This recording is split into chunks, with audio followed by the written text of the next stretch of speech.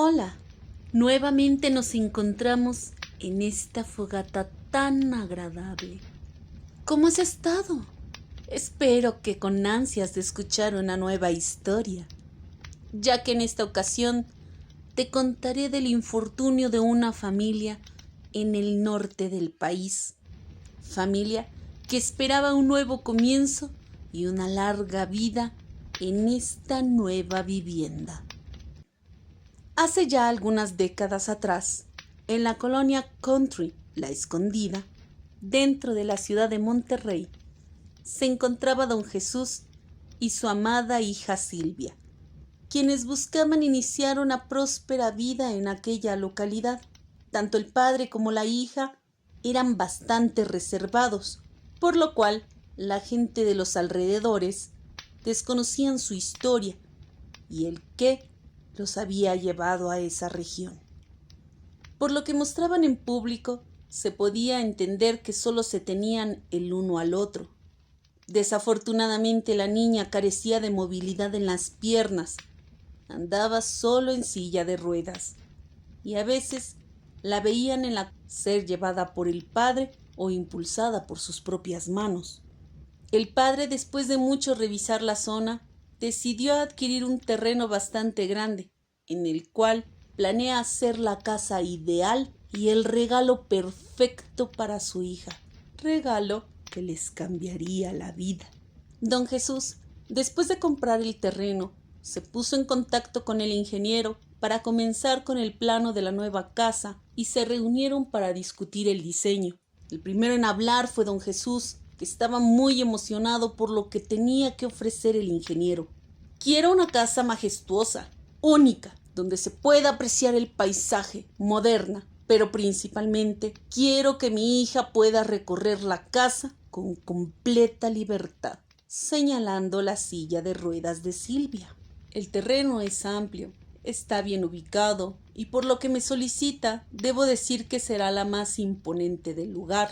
En este momento se me vienen varias ideas para hacer que este lugar sea su hogar perfecto. A ver, cuénteme de qué se trata. Se me está ocurriendo que en vez de escaleras, la estructura estaría basada en rampas. Así la señorita se podrá desplazar a todos lados sin necesidad de ayuda. ¿Y cómo podría hacer que esto fuera posible? Mire, en este boceto rápido, lo que le propongo es una casa tubular, donde todos los pasillos estén conectados por rampas. Tendría bastantes ventanales y las habitaciones irían al centro. Por fuera sería moderno, con diseño de varios tubos, y de esta manera cubriría los requerimientos antes solicitados. Claro, el diseño de la casa es algo grande, pero busca comodidad y majestuosidad. ¿Qué le parece?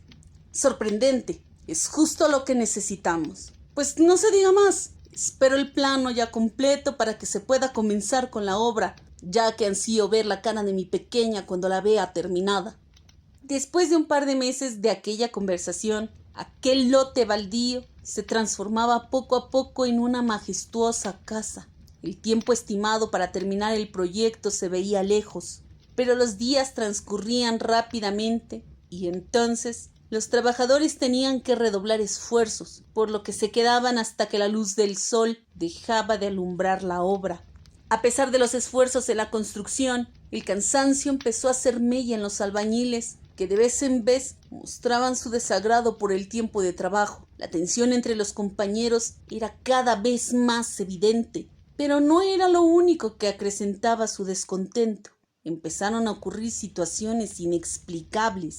Las herramientas, los uniformes, los planos eran movidos de lugar o simplemente no aparecían, lo que generaba culpas entre ellos y aún mayor incomodidad.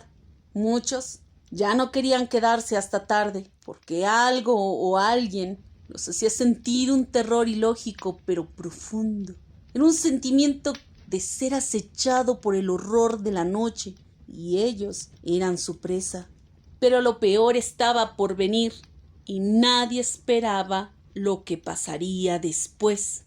Los meses siguieron su curso sin tener piedad de los albañiles, pero el esfuerzo daba frutos. Faltaban un par de meses para que por fin acabara la obra. Pero las tensiones entre ellos no se disipaban. El maestro, el ingeniero y don Jesús pensaron que para que el cierre no tuviera percances, lo mejor era que limaran asperezas. Por tanto, organizaron una comida para todos los empleados y así superaran las diferencias. Pero esto terminó más en una fiesta. La mayoría estaban borrachos, algunos solo un poco pasados de copas, y solo Alberto, que era reservado, serio y abstemio, estaba sobrio.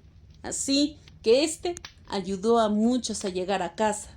A la mañana siguiente, como era de esperarse, el número de trabajadores no era el usual. De hecho, solo llegaron 3, entre los cuales se encontraba Alberto, a quien se le dio la indicación de trabajar en la parte alta, ya que era el más responsable y acataba los lineamientos de seguridad.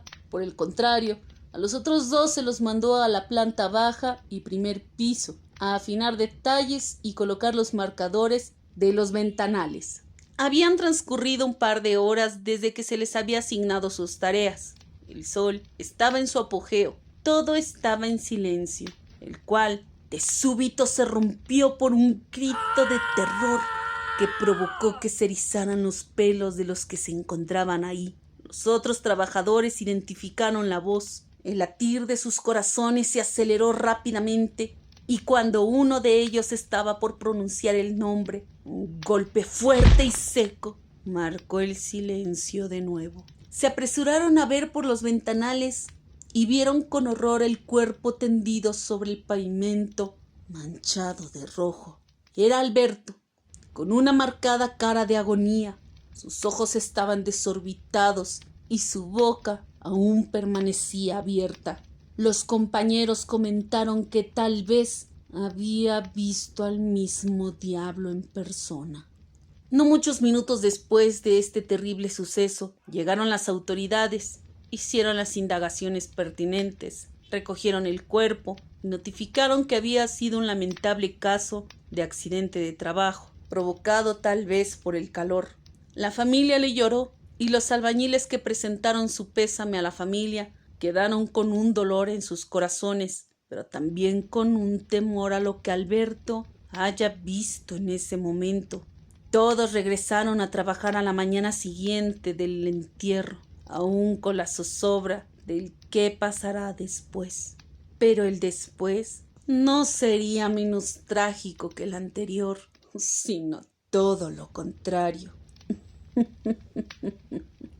Poco tiempo después de la tragedia, otro albañil cayó inexplicablemente a varios metros lejos del edificio, como si alguien lo hubiera empujado.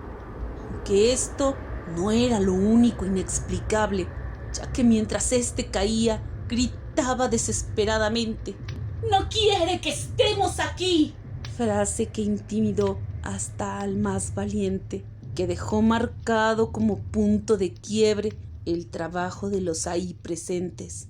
Por obvias razones, muchos de los trabajadores, temerosos de ser los próximos, renunciaron. Con todo lo ya ocurrido, la obra no se detuvo. Por el contrario, se buscaba terminarla lo más pronto posible para así dejar pasar esta experiencia como solo un mal recuerdo.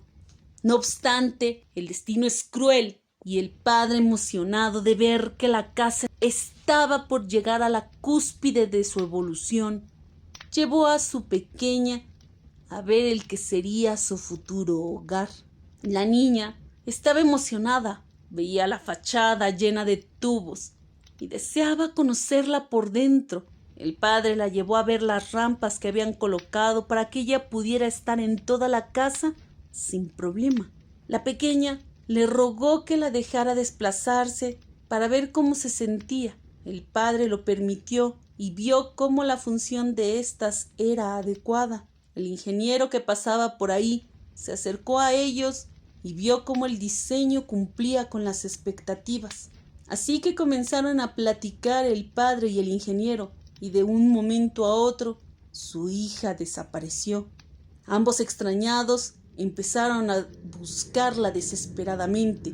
Preguntaban a los albañiles, pero nadie la había visto. Las marcas que comúnmente deberían dejar las sillas de ruedas en las construcciones, no se veían. La gente dejó de trabajar por completo para buscar a la pequeña, y por más que gritaban su nombre, ella no contestaba. Inexplicablemente, la niña pasó por todos los pisos hasta llegar a la parte más alta sin ser vista por ningún trabajador. De repente, un sonido a metal y cuerpo estrellándose contra el pavimento hizo eco en la construcción. Algunos hombres se llevaron las manos a la cara, horrorizados de su imaginación. Otros no querían creer lo que habían escuchado. El padre corrió hasta la zona donde se había escuchado aquel alarmante sonido. Mientras él llegaba, su corazón le decía que no era cierto, mientras le dolía el pecho. Pero solo sus ojos lo llevaron a la cruel realidad.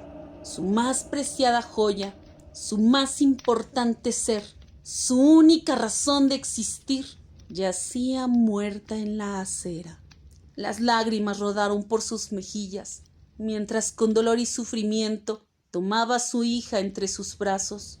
Cuando la tuvo contra su pecho, lloró desgarradoramente su pérdida. La escena era cruel y devastadora. Los hombres vieron una vida joven perderse y un padre quebrarse por completo. Después de lo ocurrido en aquel lugar, ya nadie más quiso volver, pero solo un ser entraba y salía cada día, el padre de la pequeña, que con el corazón hecho añicos se alcoholizaba día tras día, hasta que en su soledad y arrepentimiento lo llevaron a finalizar con su vida por su propia mano. Se dice que de vez en cuando puedes ver el alma de la niña en su silla de ruedas en la parte más alta de la casa de los tubos, mirando desde ahí el alma de su padre que vaga en busca del descanso eterno.